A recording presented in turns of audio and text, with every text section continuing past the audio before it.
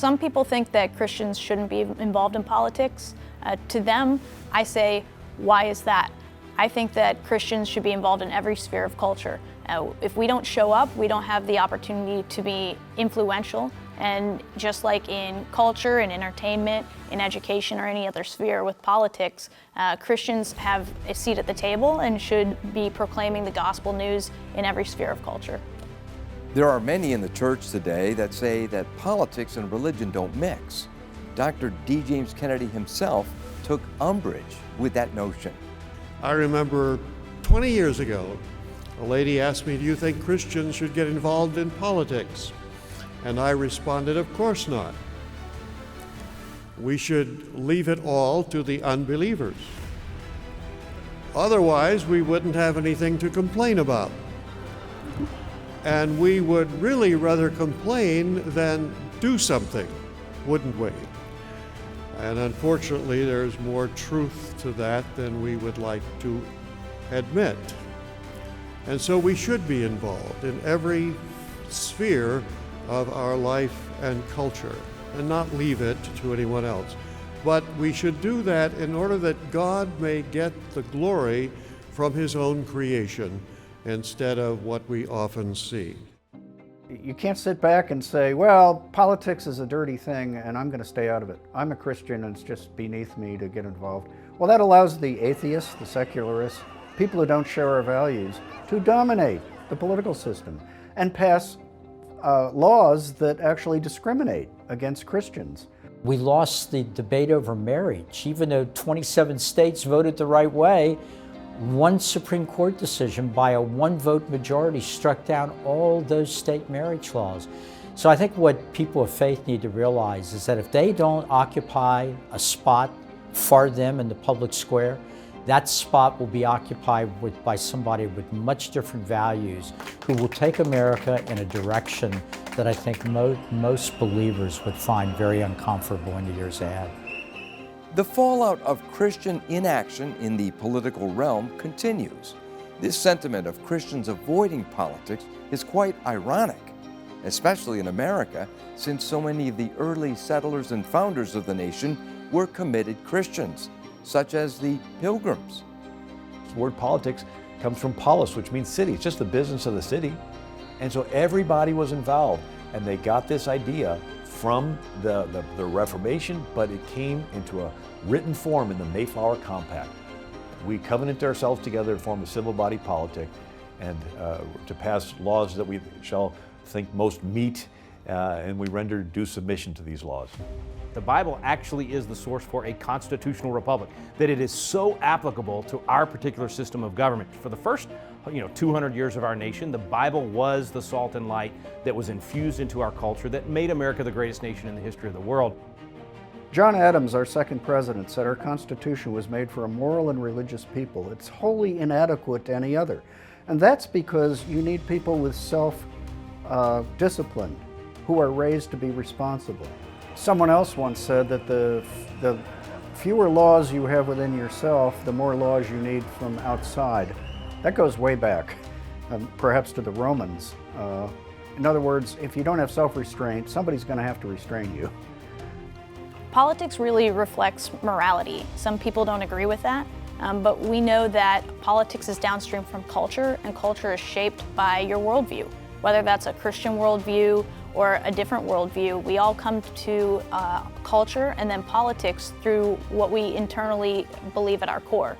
For us at the Center for Christian Statesmanship, that's a biblical worldview with a lens through the gospel.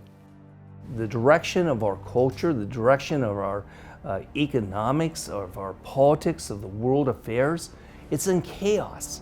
And the war against Christians is at an all-time high. There is such an enormous awakening that things are wrong and things have to change. And we see it on the local level with school boards, parents who are against critical race theory, different types of indoctrination in the class, the sexualization of the curriculum at even kindergarten level. One of the keys to turning our culture and politics around is taking a look at important issues to Christians. And right here, I want to emphasize the important role that church and pastors have in resisting this cultural war. You see, I talk to a lot of pastors who are sitting on the sidelines, and they do not want to involve with politics so culturally because, well, I don't want to offend people in my church. The question that we have to ask ourselves, and every pastor has to ask himself or herself, is, am I building a church or am I building God's kingdom? Depending upon the answer, your actions are going to be different. If you're building the kingdom, you are certainly going to be far more enthusiastic about preaching the hard sermons that speak to today's social issues. Christians have an option to shy away from politics, or they can engage. I believe that it's critically important for us to be involved in all spheres of culture, including politics. We know that government in many ways controls our lives, from small things at a local level to national and international politics. But I believe that without a Christian voice in that arena, we create a vacuum for others who have very different worldviews than ourselves to proclaim what they believe. I think that it's imperative that Christians be involved in that process.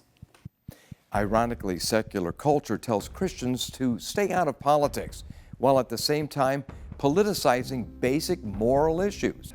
Was same-sex marriage a political issue 30 years ago, or was it a biblical issue?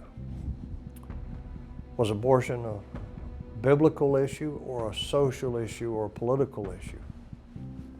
Well, today everything is a political issue. So churches have to get up and speak the truth. Before Jesus ascended into heaven, he told his apostles, his sent ones, that all authority in heaven and on earth belongs to him, and he said, "Go, therefore, and make disciples of all the nations, teaching them to obey what I have commanded you." We call this the Great Commission. I believe very strongly that cultural engagement by Christians should be viewed part and parcel to the ultimate commission that Jesus gave us in the Great Commission.